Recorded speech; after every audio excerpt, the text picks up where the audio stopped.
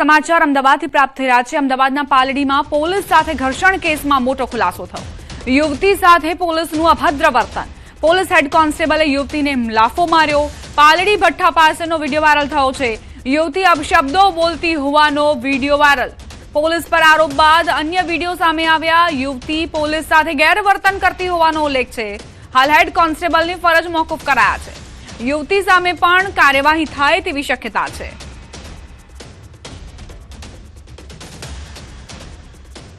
Police હેડ કોન્સ્ટેબલે યુવતીને લાફો માર્યો હતો ત્યારથી ચર્ચાઓનો દોર શરૂ થયો કે આખરે પોલીસ કેમ રક્ષક જ કેમ ભક્ષક બની બેઠી છે।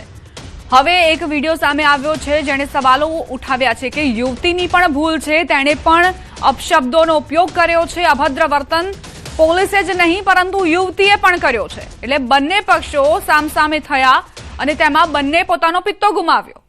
પાલડી ભઠ્ઠા પાસેનો આ વિડીયો વાયરલ થયો છે। યુવતીએ પીડિત બનીને પોલીસ ફરિયાદ નોંધાવવાની વાત કરી હતી, પરંતુ જ્યારે અન્ય વિડીયો સામે આવ્યા ત્યારે એ ખુલ્યું કે યુવતીએ પણ અપશબ્દો બોલ્યા છે। આવો સાંભળીએ વિડીયોમાં યુવતી શું કહેતી નજરે પડે છે।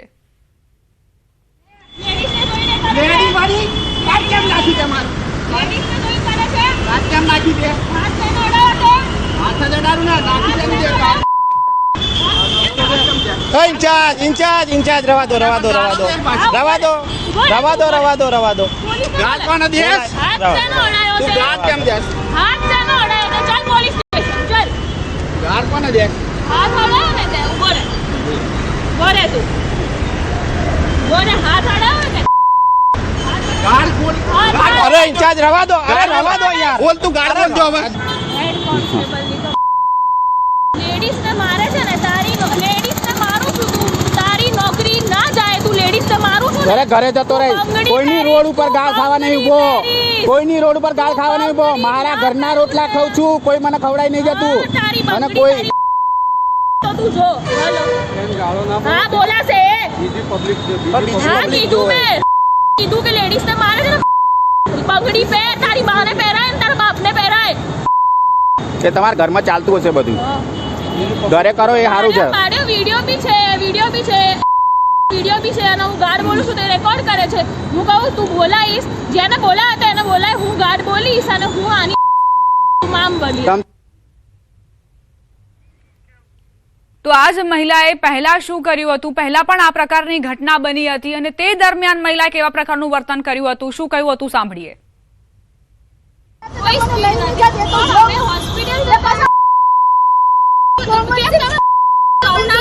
તમે આવો શબ્દ ના વાપરી શકો તમે આવો શબ્દ ના વાપરી શકો કે નાની દીદી ગાડી લઈ ગઈ 500 રૂપિયા લઈ ગઈ એવું બોલે છે। બોલો હા 500 રૂપિયા લઈ ગઈ ક્યાં લોકો અહીંયા 500 રૂપિયા માંગે છે આ 500 રૂપિયા માંગે છે આ ભાઈ ખાલી સાંભળી રહ્યા છે આપણે લીધા નહીં હોય પણ ખબર નહીં આ બી અંદર હોઈ શકે સારી સરી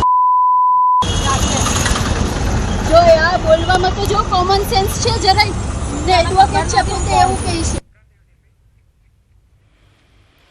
તો આ જે પીડિત મહિલા છે તે ફરિયાદ નોંધાવવા માટે પોલીસ સ્ટેશને પહોંચી, પરંતુ અત્યારના જે વિડીયો જોવા મળી રહ્યા છે તેમાં આ મહિલા પીડિત હોય તેવું લાગતું નથી, કારણ કે તે પણ દાદાગીરી કરતી હોય તે નજરે પડી રહ્યું છે। શરૂઆત તેણે કરી અને ત્યારબાદ પોલીસે તેને લાફો ઝીક્યો એ પણ અયોગ્ય છે।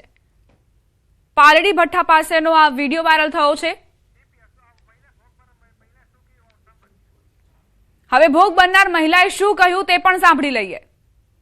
તમે આ રીતે કેવી રીતે કોઈને અડી શકો, તમે અડી શકો નહીં એવી રીતે અમારી વચ્ચે તું તારી બોલવાનું થયું પણ એ બોલીએ છે ને એ પહેલા એમને મને એક લાફો ઝીકાઈ દીધો અહીંયા આગળ, જેથી અહીંયા બધું સૂજી ગયું અને મને મારો કાન સૂન પડી ગયો એટલે હું ડરી ગઈ। એ મેં તરત મારો ફોન કાઢ્યો, મેં કીધું પોલીસ છે પણ મારી શકે નહીં। મને ત્યારે એક જ મીડિયમ લાગ્યું કે મારી હેલ્પ થઈ શકે એ મેં વિડીયો ચાલુ કરી દીધો।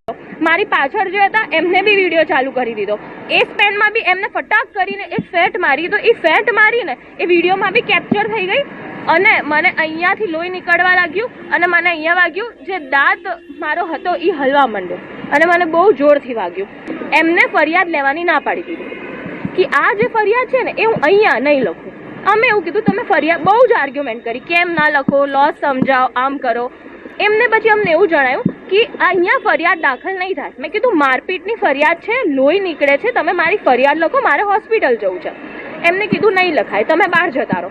એ બી વિડીયોમાં કેપ્ચર છે કે સાહેબ ના પાડે છે ફરિયાદ લખવાની, કે ના ના ભાઈ ચલો નીકળો, અહીંયા નહીં લખાય. અમે એમને એવું કહીએ છીએ લેખિતમાં, તો બી એવું કહે છે કે ના અમે ફરિયાદ નહીં લખીએ.